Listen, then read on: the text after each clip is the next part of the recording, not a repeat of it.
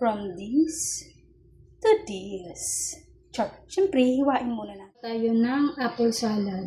So, gagamit tayo ng cucumber, sibuyas, at saka apple. Siyempre, kaya nga tinawag na apple salad eh. Ito mukhang pwede pa kasi kapuchi pa siya. Sayang naman yung isa. So, tatanggalin lang natin itong gitna. Tapos, hihiwain lang natin siya mga beshi.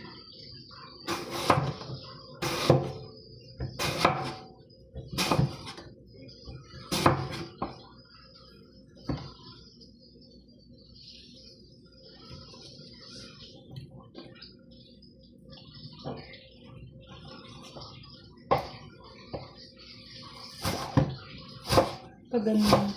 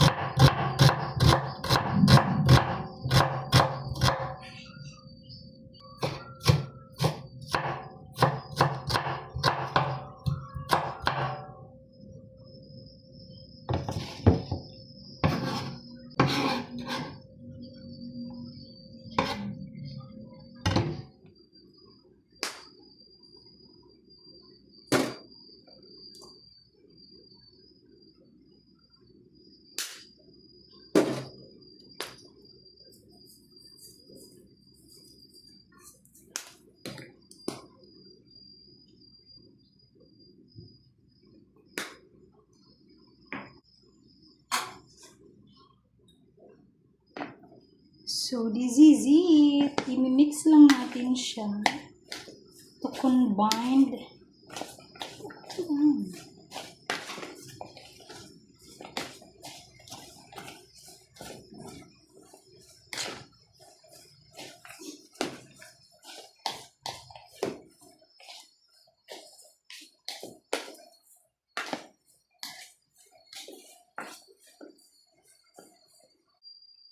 Okay.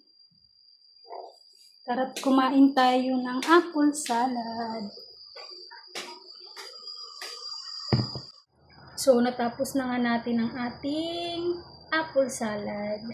So, kung gusto nyo guys, pwede po kayo dito mag-add ng suka, pero ako ayoko nilang maglagay ng suka.